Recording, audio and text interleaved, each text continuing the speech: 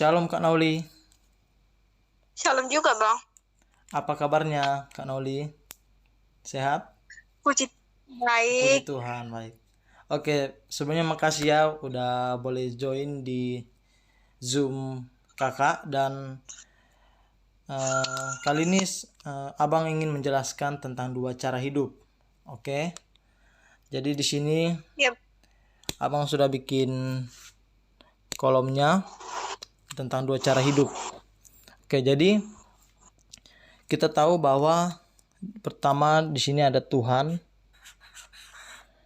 Di sini Tuhan telah menciptakan dunia ya kan?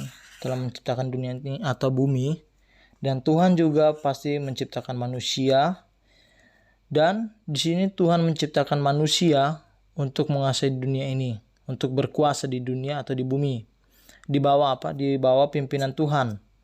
Nah, itu terdapat di dalam Wahyu pasalnya keempat ayat 11 dikatakan, "Ya Tuhan dan Allah kami, Engkau layak menerima puji-pujian dan hormat dan kuasa, sebab Engkau telah menciptakan segala sesuatu, dan oleh karena kehendak-Mu semuanya itu ada dan diciptakan." Nah, terus apakah di sini manusia berhasil untuk menguasai dunia ini? Nyatanya tidak ya kan? Karena apa? Karena di sini yang kedua, manusia telah menolak Tuhan sebagai pemimpin di dunia. Dan di sini malah manusia ingin menjalankan hidupnya tanpa Tuhan, di bawah otoritas Tuhan di dunia ini. Dan hasilnya adalah manusia ternyata di sini gagal untuk menguasai dunia ini ya kan? Manusia gagal karena di Roma 3 ayat 10 sampai 12 dikatakan, manusia di sini tidak ada yang mencari Tuhan, semua orang telah menyeleweng. Manusia di sini tidak ada yang berbuat baik.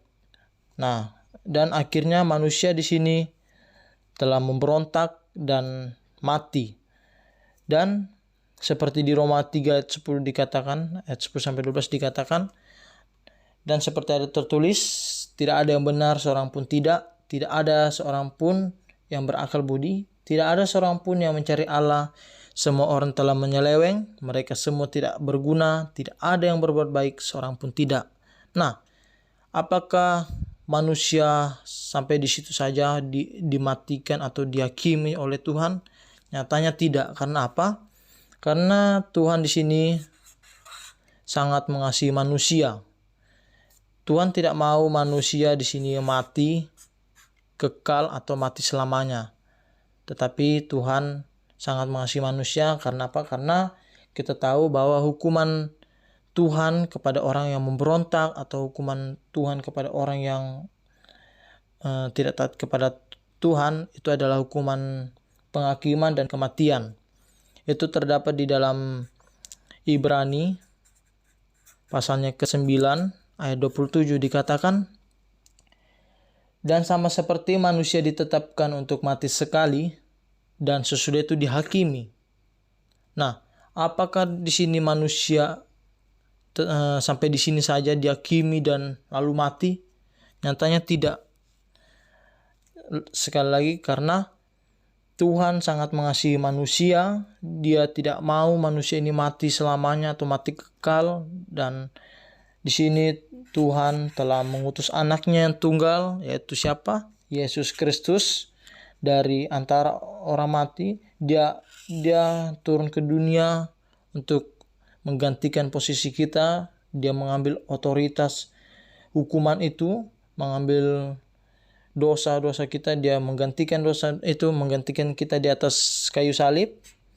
Dan Yesus ini selalu di bawah perintah Tuhan, Yesus selalu di bawah otoritas Tuhan. Dan Yesus datang ke dunia ini untuk memberi pengampunan. Terdapat di dalam 1 Petrus 3 ayat 18 dikatakan, "Sebab juga Kristus telah mati sekali untuk segala dosa kita, Ia yang benar untuk orang-orang tidak benar, supaya Ia membawa kita kepada Allah, dan Ia yang telah dibunuh dalam keadaannya sebagai manusia, tetapi yang telah dibangkitkan menurut roh." Nah, apakah Yesus ini sampai mati begitu saja? Nyatanya tidak. Karena apa? Karena di sini Tuhan lagi-lagi membangkitkan Yesus dari antara orang mati. Dia dibangkitkan dari antara orang mati di dunia ini, dan dia telah mengalahkan maut. Dan sekarang Yesus telah berkuasa di dunia ini. Dia mengambil otoritas yang sebelumnya dikasih oleh manusia, dan ternyata dia gagal. Dia dihakimi dan dia mati. Dan tetapi karena ada Yesus datang ke dunia, dia telah mengalahkan maut, yang dia disalibkan dan dia telah bangkit dari antara orang mati. Dan Yesus datang ke dunia ini untuk memberikan hidup yang baru. Nah, itu terdapat di dalam 1 Petrus pasalnya ke-1 ayat 3 dikatakan, "Terpujilah Allah dan Bapa Tuhan kita Yesus Kristus, yang karena rahmat yang besar telah melahirkan kita kembali oleh kebangkitan Yesus Kristus dari antara orang mati kepada suatu hidup yang penuh pengharapan."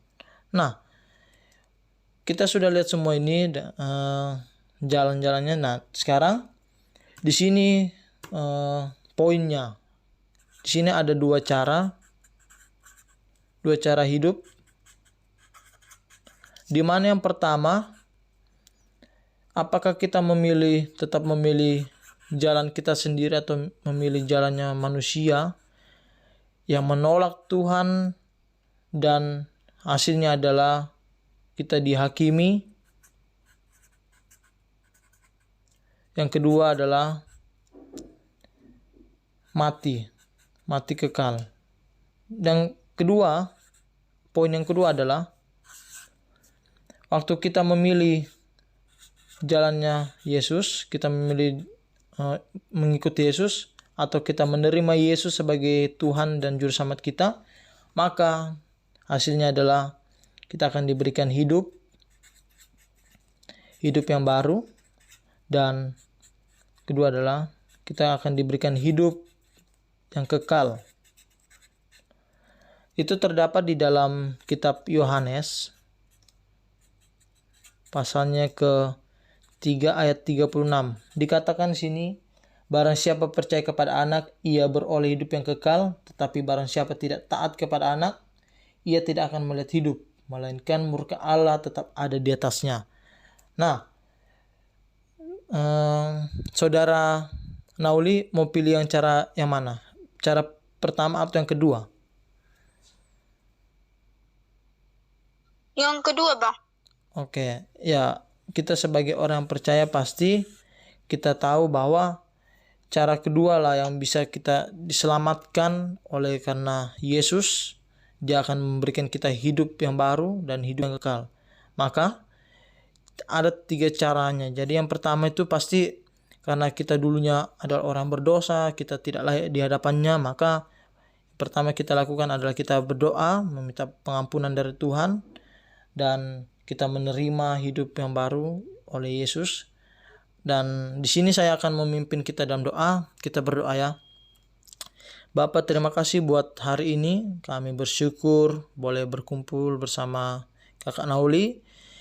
Kami mengaku Tuhan, kami adalah orang yang berdosa, kami tidak layak di hadapan-Mu, tetapi sekarang hari ini kami sadar bahwa ada Yesus dalam diri kami Tuhan. Engkau telah memberikan Yesus dalam diri kami, dalam hati kami, bahwa kami percaya Yesus dan kami mengaku dengan mulut dan percaya dalam hati bahwa Yesus adalah Tuhan dan Juru Selamat kami, dan kami meminta pengampunan dari-Mu, dan karena itu kami akan diberikan hidup yang baru dan hidup yang kekal. Terima kasih Bapa, dalam nama Yesus, amin. Dan yang kedua adalah saat kita mengikuti Yesus, kita taat pada perintah Tuhan. Yang ketiga, kita jadi percaya dengan apa janji-janji Tuhan, apa janji-janji yang Tuhan berikan kepada kita tentang pengharapan kita, keselamatan kita itu sudah diberikan kepada kita, dan kita tinggal percaya dengan apa kata Tuhan. Dan mungkin itu saja yang bisa saya jelaskan tentang 2 cara hidup ini. Dan kalau misalnya ada Kakak Nauli yang ingin bertanya tentang 2 cara hidup ini, boleh kita sharing sama-sama. Apakah Kakak Nauli ada pertanyaan tentang 2 cara hidup ini? Cukup jelas, Kak. Oke, terima kasih. Makasih juga buat waktunya buat hari ini. Dan semoga video dari sini sangat memberkati Kakak Nauli dan bisa memberitakan kabar baik ini kepada orang yang belum percaya. Dan saya juga bisa akan mengupload video ini di YouTube saya dan akan memberkati kita semua orang-orang di luar sana. Oke. Terima kasih sekali lagi, makasih buat Kakak Nauli bisa bergabung dengan Zoom kami di hari ini. Terima kasih. Shalom Kak Nauli. Selamat malam. Shalom.